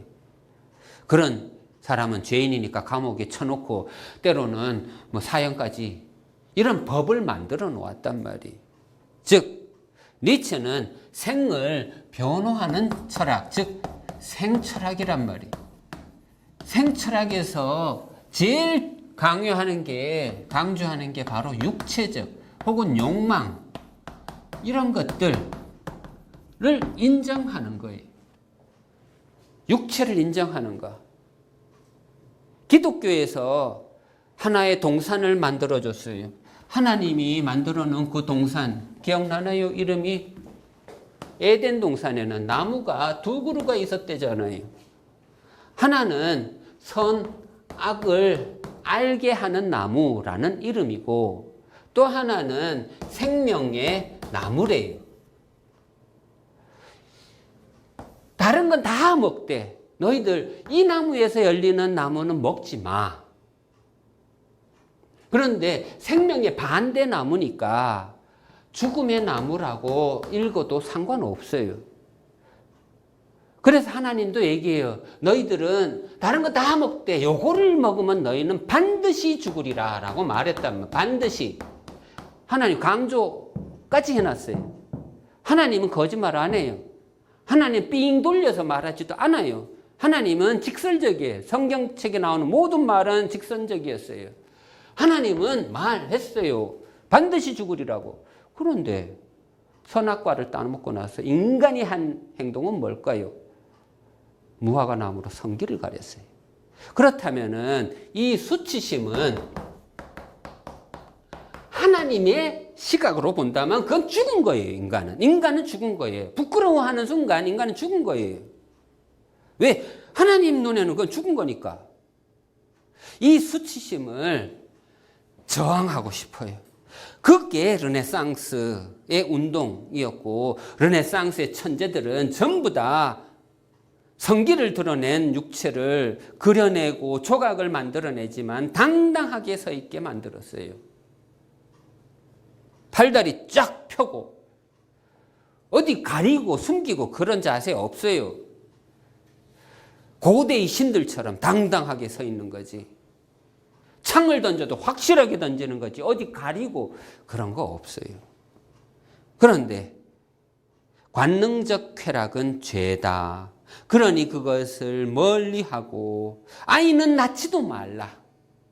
죽음을 설교하는 자 가운데 이렇게 말하는 자들도 있다. 그래서 기독교에서는 젤리바트라는 삶을 젤리바트 하면은 수도원 생활이 수도원 생활을 강요하는 거예요. 거기에 모범이라고. 결혼하지 말고 살라 이거예요. 거기 가서. 이렇게 말하는 자들도 있다.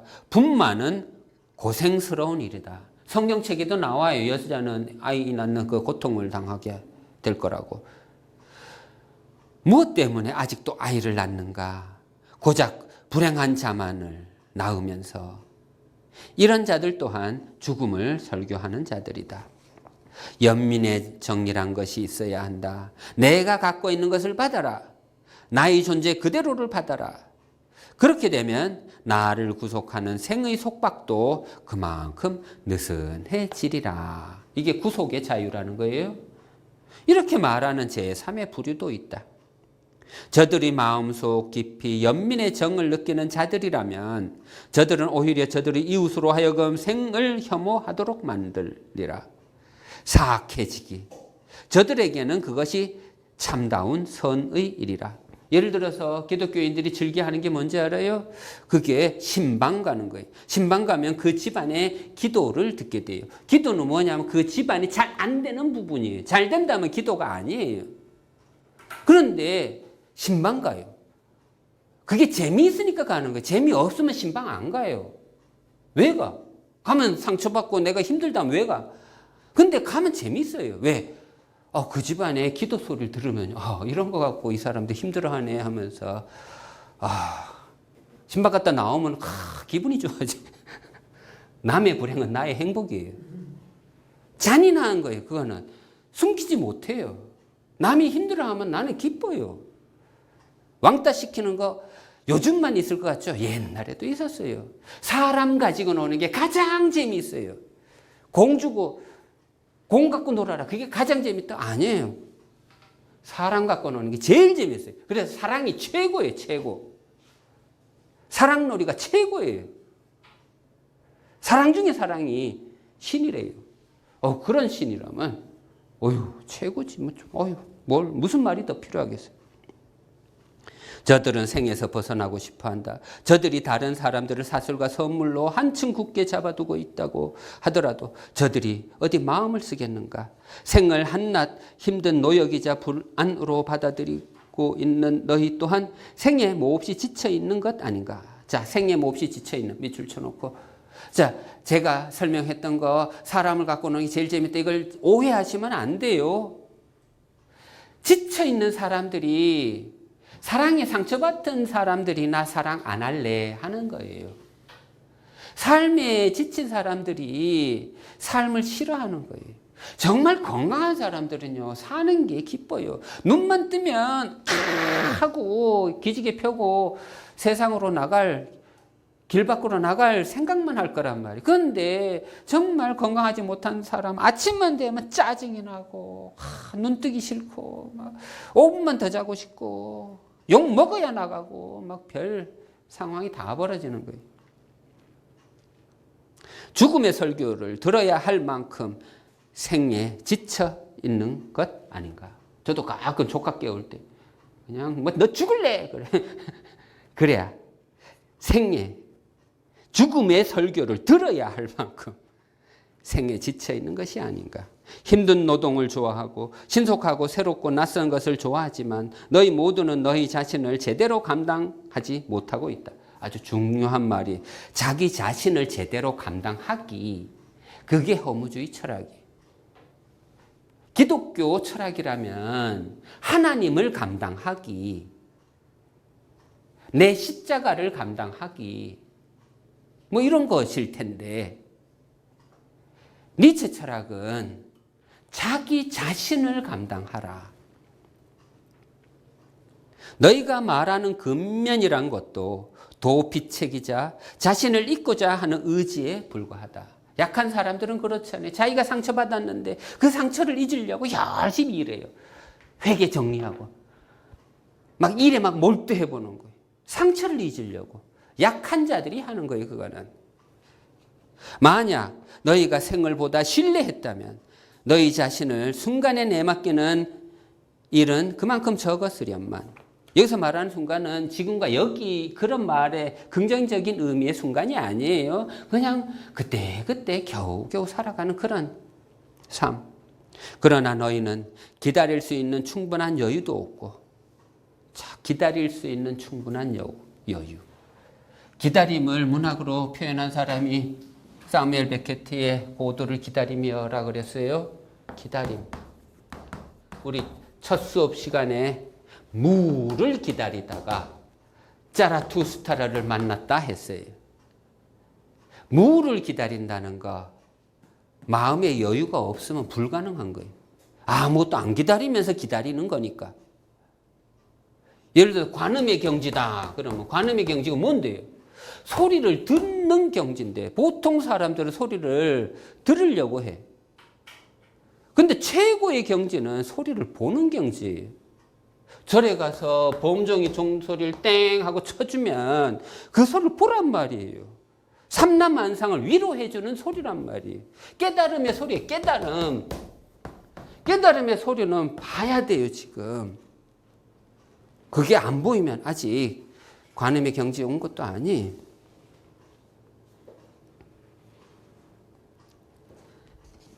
그런데 그런 게 보이려면 기다림.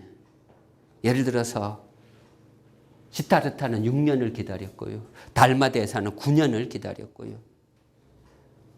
나는 몇 년을 더 기다려야 될까요? 웃지 마세요. 기다릴 수 있는 충분한 여유도 없고, 그렇다고 게으름을 피울 여유가 있는 것도 아니다. 곳곳에 죽음을 설교하는 자들의 음성이 울려 퍼지고 있다. 이 대지는 죽음의 설교를 들어야 마땅한 자들로 가득 차 있고, 아니면 영원한 생명, 즉 영생에 대한 설교를 들어 마땅한 자들로. 아무래도 좋다. 그런 자들이 저편의 세계로, 내세로 저들이 말하는 천국으로 서둘러 떠나버려 주기만 한다면요. 얼마나 좋으랴. 자라투스트라는 이렇게 말했다. 그 다음 죽음. 3번 스스로 죽이고 스스로 다시 살아나기. 많은 학생들이 이 텍스트를 잘못 읽어요. 자유로운 죽음이라는 거. 많은 학자들이 이것을 잘못 해석하고 있어요. 물론 이동용의 해석도 하나의 해석일 뿐이에요. 저도 그건 인정해요. 하지만 자유로운 죽음, 이것은 자살론이 아니에요. 내가 죽고 싶을 때 내 죽고자 한다. 뭐 그런 영화도 많잖아요. 요즘 그런 논쟁도 많은데 지금 자라투스트라가 말하는 죽음은 그런 죽음이 아니에요. 지금 무슨 죽음일까? 저도 말하기가 어려운데 텍스트를 읽어가면서 한번 찾아봅시다. 너무 늦게서야 죽는 사람들이 허다하다. 너무 늦게 죽어. 너무 늦게. 그리고 더러는 너무 일찍 죽는다. 너무 일찍 죽어버렸어요. 아까 얘기했죠. 이 사람을 보라 보면은 나는 죽어 있어. 그걸 알고 싶으면 여기 알프스로 온 사람들한테 다 물어봐봐. 니체는 죽었다고 말하지. 난 산 게 아니야. 이런 말. 산 건 뭐고 죽은 건 뭐고. 산 니체는 뭐고 죽은 니체는 뭐고. 지금 이것을 자유롭게 생각할 줄 알아야 돼요. 제때에 죽도록 하라. 명령이 지상명령. 제때에 죽도록 하라. 예를 들어서 칸트 공부하다 보면은 정언명법이라는 게 있어요. 정언명법. 혹은 명령이라고도 해요. 그러니까 그 철학의 핵심이 되는 명령어. 지금 신은 죽었다는 명령어가 아니잖아요. 지금 니체 철학에서 핵심이 되는 게 뭐냐? 뭐가 명령어냐? 제때 죽어라 이거예요. 제때 죽어라. 예를 들어서 넴로트가 신을 위해서 신을 죽여야 되는 이런 정신이, 이런 영웅이 신을 찾아서 신을 죽여야 되는데 제때 찾아서 제때 죽여야 돼. 너무 늦으면 큰일 날 거예요. 인생이 혼내줄 거예요. 너무 일찍 죽여도 안 돼. 너무 일찍 성숙해져도 안 돼. 적당한 때에 적당한 문제를 해결해 가면서 적당하게 성장해 가야지. 제때에 죽도록 하라는 가르침이 있기는 하지만 그것도 아직은 낯설게 들린다. 제때에 죽도록 하라. 자라투스트라는 이렇게 가르치노라. 하긴 결코 제때에 살지 못하는 자가 어떻게 제때에 죽을 수가 있겠는가. 아직도 태어나지도 못한 사람들도 여기 있어요. 아직 삶이 뭔지도 모르는 사람들. 차라리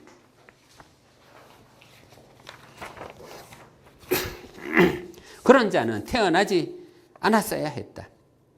나 존재할 가치가 없는 자들에게 이렇게 충고하는 바이다. 그러나 존재할 가치가 없는 자들조차 자신들의 죽음만은 대단하게 받아들인다. 더없이 속이 텅 빈 호두 주제에 그래도 제대로 깨뜨려지기를 바라고 있는 것이다. 그러니까 제대로 죽어서 천국 가리라 이렇게. 모두가 죽음을 대단하게 받아들인다. 그런데도 죽음은 아직도 축제로 승화되지 못하고 있다. 축제 및 출천의 제일 힘든 거예요. 죽음의 현장 혹은 죽음 얘기를 하고 있는 그 자리에서 노래하고 춤추고 즐거워할 수 있는가. 예를 들어서 며칠 전에 선배가 글을 남기고 탈퇴해서 방을 나가버렸어요. 나 암 걸렸다. 니들 아는 형수도 암 걸렸다. 여기서 너희들하고 대화하는 게 좀 그렇다 하면서 탈퇴해버렸어요. 갑자기 조용해졌어요. 그렇게 시끄럽던 방이. 만약에 내가 허무주의 철학 방식으로 형 축하해요 막 이래 버리면은 세상 사람들은 이 낯선 현장을 받아들이지 못할 거예요. 이걸 어떻게 바꿔놓을 수 있을까? 죽음은 그렇게 무서운 게 아니라고, 죽음 그렇게 나쁜 것이 아니라고, 죽으면 지옥 간다 이런 말 제발 그런 거 아니라고 니체는, 초인은 가르치고 싶은데 이게 2000년 동안 지금 그렇게 들어왔기 때문에 이것을 들어엎기가 너무 힘들어요. 너무 힘들어. 아직도 죽음은 축제의 현장이 되지 못하고 있는 상황. 이 상황에서 허무주의를 알아듣는 자가 도대체 몇 명이나 될까? 니체는 안타까움이 앞서요. 죽음은 아직도 축제로 성화되지 못하고 있다. 사람들이 이 더없이 아름다운 축제를 벌이는 방법을 아직 배우지 못한 것이다. 방법 밑줄 쳐놓고. 방법이 항상 문제예요. 방법.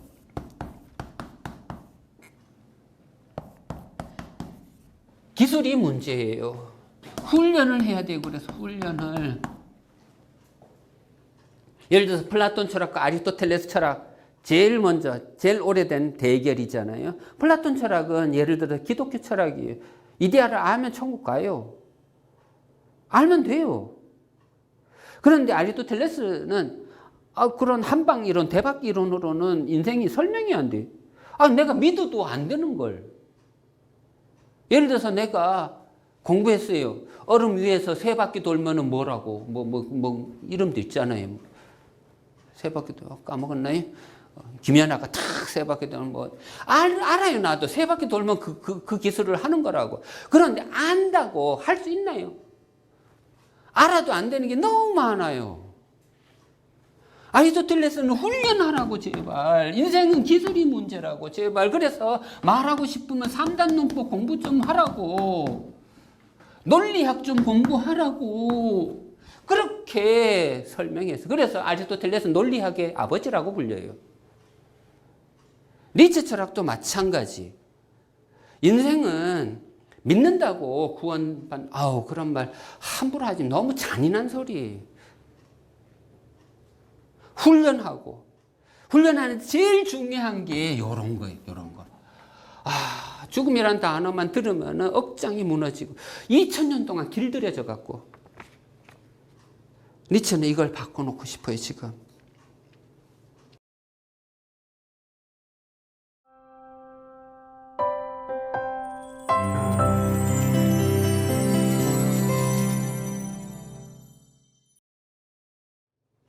나, 완성을 가져오는 죽음. 초인이 가르쳐주는 죽음이 완성에 도달할 거예요. 끝을 한번 경험하게 할 거예요. 이동용, 넌 여기까지다. 완성이라는, 여기서 말하는 끈은 나락이나 절벽으로 내몰리는 그런 게 아니에요. 완성에 도달하는 거. 예를 들어 동그라미가 있다면 수면에 연못에 동그라미가 착 퍼져가고 있어요. 그 끝, 이동용이가 도달할 수 있는 그 끝에 도달하면은 나는 해탈할 수 있는 기회가 주저앉. 무라 일체의 경지, 나와 삼라만상이, 나와 아트만과 브라만이 하나가 될 수 있는 그 경계 지점에 간다는 것은 정말 무아지경이에요. 엑스타제예요. 황홀지경이에요. 죽음이 그걸 가능해 줄 거란 말이에요. 초인이 가르쳐주는 죽음은 바로 그런 죽음이에요. 겁먹지 마세요. 살아있는 자에게는 가시바늘이 되고 굳은 의약이 될 그런 죽음을 너희에게 보여주겠다. 완성을 가져오는 자는 희망에 차 있는 자, 굳게 언약을 하는 자들에 둘러싸여 승리를 확신하며 자신의 죽음을 맞이한다. 그와 같은 죽음을 맞이하는 법을 배워야. 밑줄 쳐놨어요. 이런 죽음을 지금 말하고 있단 말이에요. 니체는, 자라투스트라는 초인은 이런 죽음을 앞으로 죽음이란 단어가 나오기만 하면은 긍정적인 죽음을 말할 때면 항상 이 문장을 떠올리세요. 니체는 이런 죽음을 가리키고 있어요, 지금. 그리고 그와 같이 죽어가는 자가 살아있는 자의 맹세를 축성하는 그런 곳이 아니라면 그 어떤 축제도 열려서는 안 된다. 그렇게 죽는 것이 최선이다. 차선은 전투에 나가 죽는 것, 싸우다 죽는 것. 그리고 위대한 영혼을 낭비하는 것이다.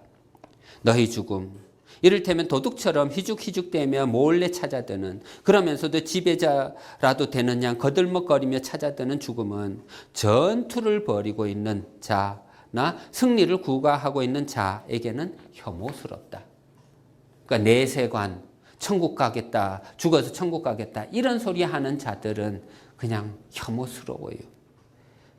그런 죽음을 말하는 자는 혐오스러워요. 나 너희에게 내 방식의 죽음을 기리는 바이다. 그러니까 초인이 가르쳐주는 죽음의 방식. 내가 원하여 찾아오는 그런 자유로운 죽음 말이다. 자유로운 죽음, 밑줄 쳐나요? 초인의 죽음이에요. 자유로운 죽음. 니체가 말하는, 지금 여기 초인이 말하고 있는 것은 내가 나를 죽이는 거예요. 내가. nimrod가 신을 찾아서 신을 알아보고 신을 쳐 죽이는 거예요. 그 자는 창백한 범죄자예요. 나는 범죄지만 그 범죄자는 자신을 죽일 때 아이고 불쌍한 놈 하면서 죽일 거란 말이에요. 복수하는 마음으로 죽이는 게 절대로 아니라는 거. 벗들이여 너희 죽음이 인간과 이 대지에 대한 모독이 되지 않기를 바라노라. 그러기를 나 너희 영혼의 정수에 간곡히 당부하노라. 죽음을 맞이해서도 너희 정신과 덕이 이 대지를 에워싸고 있는 저녁놀처럼 활활 타오르기를. 그렇지 않으면 너희 죽음은 실패로 끝난 것이리라. 나의 벗 너희가 나로 인해 이 대지를 더욱 사랑하도록. 다 대지 밑줄 치고 사랑 밑줄 쳐나요? 대지를 사랑하라. 과거 1000년 동안 하나님을 사랑하라, 하늘 천국을 사랑하라라고 배웠다면은 이제 니체 철학을 읽으면서 대지를 사랑하기, 흙을 사랑하기, 이 땅을 사랑하기, 이 대지를 더욱 사랑하도록 나 그렇게 죽고 싶다. 그리고 나를 낳아준 대지 품속으로 돌아가 편히 쉬고 싶다. 얼마 전에 그것도 몇 년 전 사건이네요. 그래비티라는 영화 다 보셨죠? 주인공이 뭐예요? 주인공이 누구예요? 이 영화에서 주인공 바로 중력이에요. 중력. 혹은 인력이에요. 그래비티 자체예요. 구원받는 거는 우주선이 와서 여기가 지구에 있던 인력에 의해서 구원받을 거예요. 맨 마지막 장면 저는 아직도 쾌감으로 기억하고 있어요. 해변에 탁 누워갖고 중력을 느끼면서 편안하게 누워있는 그 자세. 어휴, 중력 때문에 얼마나 편안한 거예요. 한 2-3시간 동안 맨날 중력 없어 허공을 쳐들어다 아유 눕지도 못하고 막 2시간 동안 그렇게 헤매고 있었단 말이에요. 그런데 마지막 중력을 느끼면서 탁 누워있을 때 정말 쾌감이었어요. 그거는 그래비티가 그렇게 중요했단 말이에요. 우리 과거에 중력의 악령도 배웠잖아요. 그 악한 놈이 필요할 때도 있어요. 정말 필요한 놈이에요. 그 놈을 나쁜 놈이라고 손가락질을 하면 안 돼요. 우린 죽어서 흙으로 돌아갈 거예요. 그 흙을 보면서 이 지지 더러워하고 침 뱉으면 절대로 안 돼. 그 흙이 바로 내 침대가 될 테니까 제발 이 대지의 뜻을 배워라. 제발 이 대지의 뜻과 죽음을 좀 배워라. 니체는 정말 간절하게 가르치고 있어요.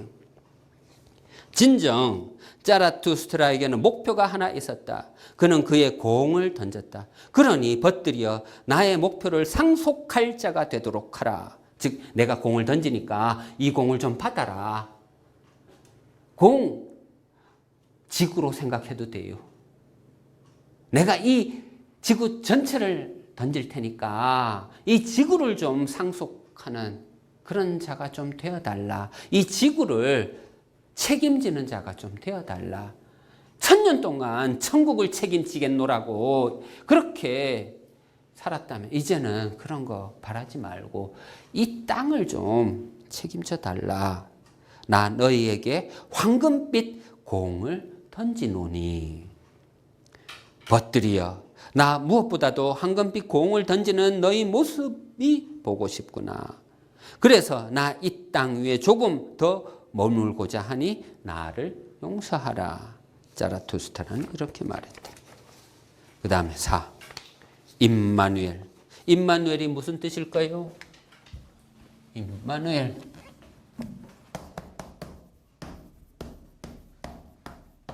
마태복음 읽다 보면은 하나님의 천사가 성모 마리아한테 와서 이름까지 장명해주고 가요.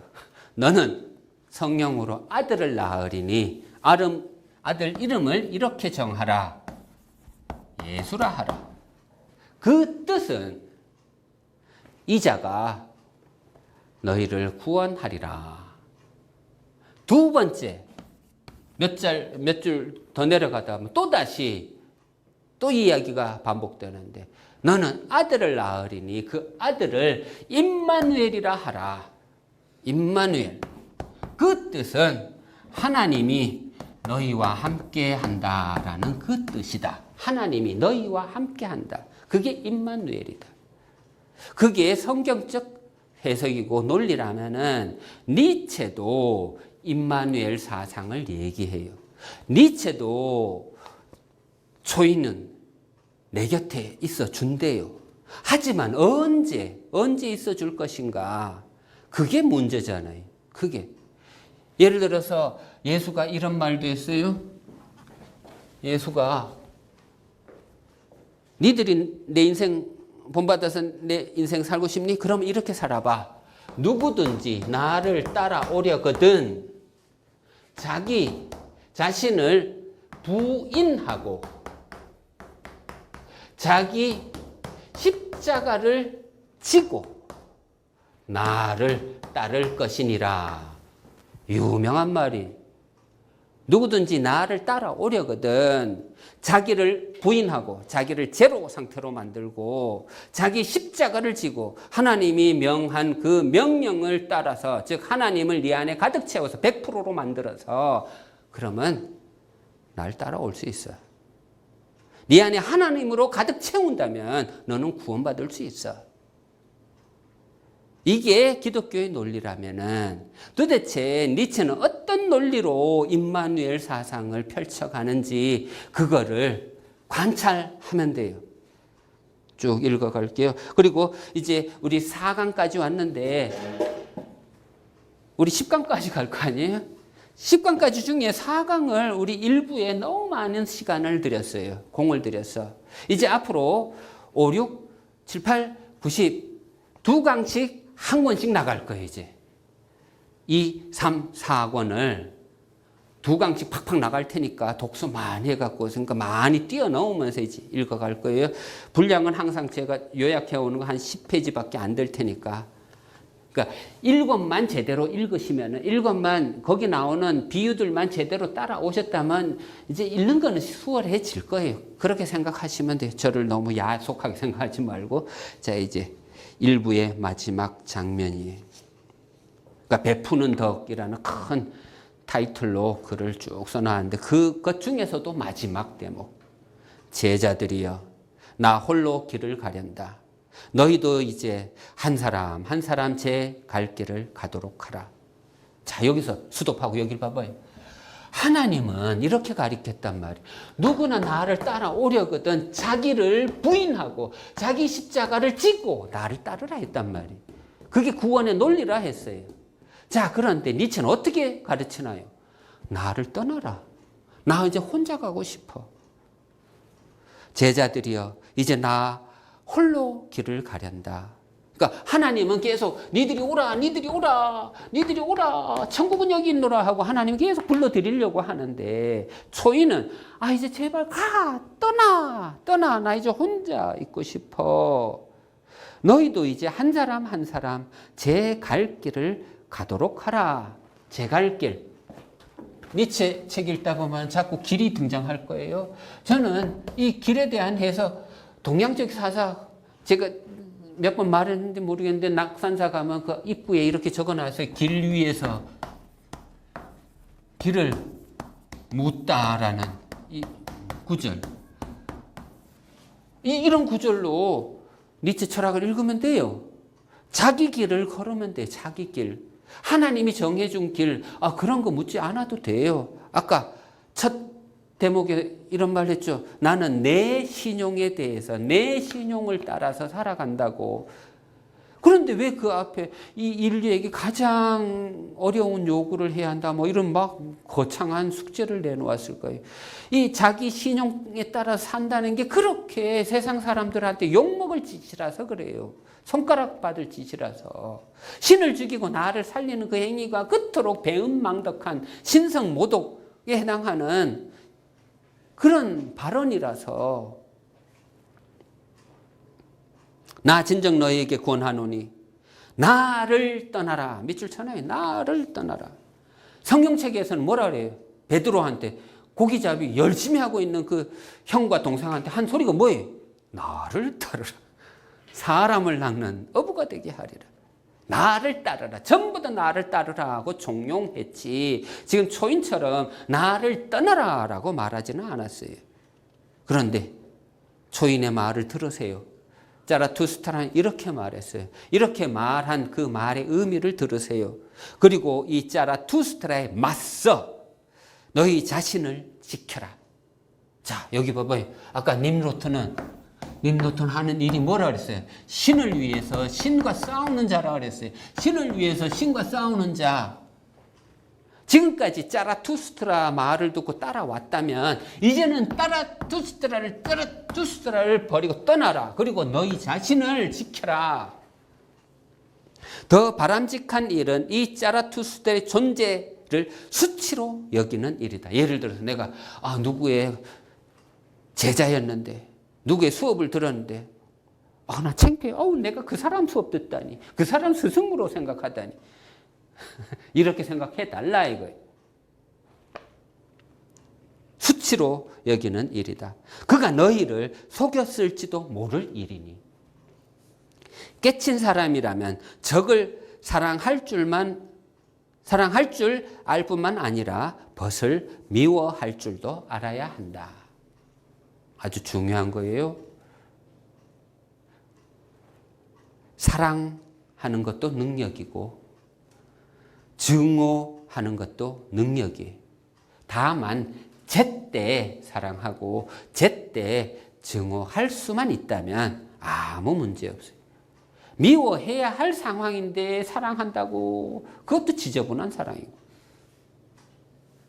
항상 역으로 행동하는 사람들 많아요. 상황 파악 못하고. 영원히 제자로만 머문다면 그것은 선생에 대한 도리가 아니다. 한자 용어도 있잖아요. 청출어람. 선생 곁에만 머물려고 한다면 그건 선생에 대한 도리가 아니에요. 너희는 어찌하여 내가 쓰고 있는 이 월계관을 낚아채려 하지 않는가? 월계관. 장미꽃으로 만든 이 월계관. 이 최고의 월계관. 이것만 받았으면 너희는 스스로 신이 될 텐데 왜 이런 거 받았을 생각도 안 하고 있니? 너희는 나를 숭배한다. 그러나 그 숭배가 어느 날 뒤집히기라도 하면 어찌할 것인가? 입상에 깔려 죽는 일이 없도록 조심할 일이다. 전 독일에서 연극을 하나 봤는데 아까 파우스의 그레티켄 장면이었어요. 그레티켄이 교회 가고 막 하나님 살려주세요 막 기도를 해요. 그런데 그 성모 마리아상, 그러니까 수녀 역할로 그 인물이. 그런데 성모 마리아상이 쓰러지는 거예요. 그 밑에 깔려 죽는 걸로 연극이 끝나요. 자기가 믿는 그 신상에 깔려 죽는 그런 희생을 당하지 않도록 하라. 조심하라. 자라투스트라를 믿고 있다고 말하려는가? 자라투스트라가 무엇이기에? 너희는 나를 따르는 신도들이렸다. 신도가 다 무엇이냐? 아직 너희는 너희 자신을 찾아 나서지 못했다. 그 상태에서 나를 찾아낸 것이다. 뭔가를 신앙하고 있는 사람들은 다 이 모양이다. 그러니 신앙이란 것이 하나같이 그렇고 그럴 수밖에. 너희에게 명하노니, 이제 밑줄 치세요. 이제 나를 버리고 너희 자신을 찾도록 하라. 이것도 니체 철학의 정언명법. 초인인 나를 버리고 너희들을 찾아라. 너희 길을 찾아가라. 너희가 모두 나를 부인하고서야. 자, 부인이란 말 등장했어요. 성경 언어예요. 성경에서 이렇게 말해서 자기 자신을 부인하고 자기 십자가를 지고 그러면 따를 자격이 있다고 가르쳤는데 니체는 정반대예요. 너희가 스승인 나를 부인하고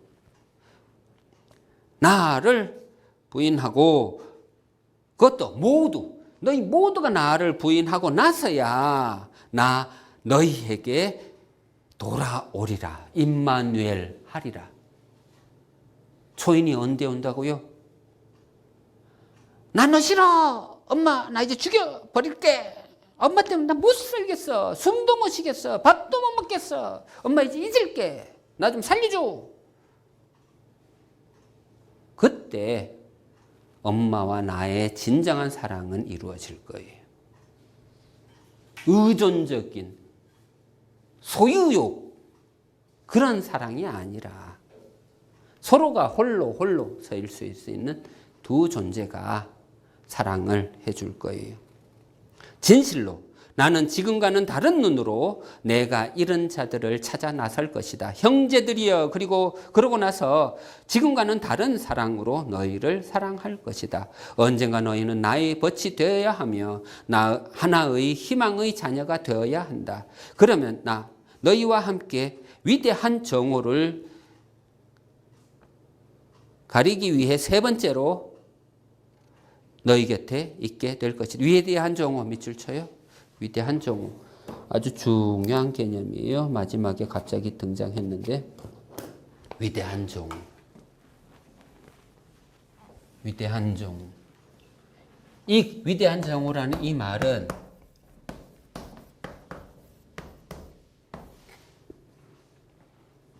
아까 내가 내 자신을 죽일 때 가장 성스러운 곧 이스토 이동용이는 죽었다 라는 이런 말 할 때 그 순간은 가장 위대한 순간이에요. 왜냐하면 이동용이가 한계에 도달한 상황이니까, 완성에 도달한 상황이니까 그때 한계를 넘어서는 한 걸음이 시작될 거예요. 그 한 걸음은 위대한 한 걸음이에요. 위대한 창조적인 삶을 위한 위대한 정오란, 자, 이거 정말 이 문장은 이 책 끝날 때까지 외우고 있어야 돼요. 왜냐하면 위대한 정오 계속 반복되다가 마지막 구절 가서 우리 이 책 4권 마지막 구절에 가서 또다시 위대한 정오 하면서 대미를 착 장식할 거란 말이에요. 예를 들어서 처음 시작할 때 태양이 떠오르는 이야기부터 시작했어요. 이렇게 할 때 슈트라우스가 음악도 만들어냈어요. 꽝꽝 그럼 막 붕동동동동동 하면서 해 뜨는 장면을 연출해냈단 말이에요. 이제 위대한 정오가 딱 오는 그 위대한 정오를 기다리는 신을 찾아서 떠나는 림노트의 마음처럼 뭔가 전의를 다지는 그런 것으로 이 자라투스트라가 끝날 거란 말이에요. 그때 가서 이 위대한 정오가 뭐예요? 하고 질문하실 분들을 위해서 지금 외워달라는 거예요. 이 문장을. 니체는 지금 정의를 내렸어요. 분명히 여기에서. 자, 외워볼게요. 위대한 정오란 사람이 짐승에서 초인에 이르는 길 한가운데 와 있고, 아시겠어요? 짐승이 사람이 되었다가 사람이 초인이 되고 이런 거 몇 번씩 가르쳤단 말이에요. 지금 극복하라 했단 말이에요. 이러한 과정의 길 한가운데 와 있고 그게 위대한 정오예요. 저녁을 향한 그의 길을 최고의 희망으로 찬미하게 될 때, 최고의 희망으로 찬미하게 될 때, 저녁은 언제예요? 항상 저녁은 피곤한 때예요. 저녁은 피곤해요. 들어 누울 때예요. 하지만 최선을 다한 그 하루가 맞이하는 저녁은 희망이에요. 최선을 다한 한 평생이 죽음을 맞이할 때, 인생의 막바지에 들어갈 때 절망하지 않을 거예요. 인생 헛살았네 하고 후회하지 않을 거예요. 최선을 다한 사람이라면, 하루에 10번씩 극복해 가면서 살아온 사람이라면 인생의 막바지 가서 생각할 게 정말 많을 거예요. 웃으면서 죽을 수 있을 거예요. 축제를 벌리면서 죽을 수 있을 거예요. 박수 칠 수 있을 거예요. 칭찬할 수 있을 거예요. 그래서 얼마 전에 제가 이 사람을 보라를 번역할 때 정말 힘들었는데, 나도 죽음을 경험하듯이 똑같은 생각으로, 그 마음으로 한 3일 후에 죽는다는 그러한 마음으로 막 번역하고, 저도 막 유언을 쓰고 싶었어요. 그때 쓴 게 다 바다는 다 받아서 바다다. 그래서 그 마지막에 저 유언도 남겨놨어요. 나 죽으면 이렇게 해달라 하고.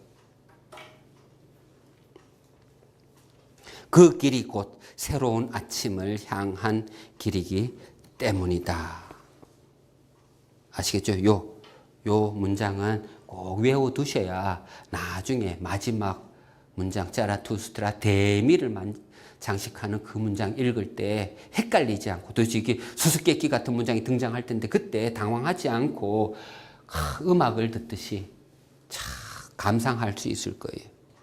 그렇게 되면 몰락하고 있는 자, 첫 대목이 우리 몰락하는 이야기서부터 했죠. 태양처럼 몰락하고 싶다는 그 이야기서부터 시작했단 말이에요. 그때 우리는 몰락이란 단어를 좀 당황스러워했어요. 근데 지금 또 설명하고 있어요. 그때가 되면, 그렇게 되면 몰락하고 있는 자는 그 자신이 저편으로 건너가고 있는 자임을 깨닫고 자기 자신을 축복할 것이다. 그러니까 죽음에 이르러서 이동용 잘 살았다, 이동용 하면서 축복해 줄 거예요.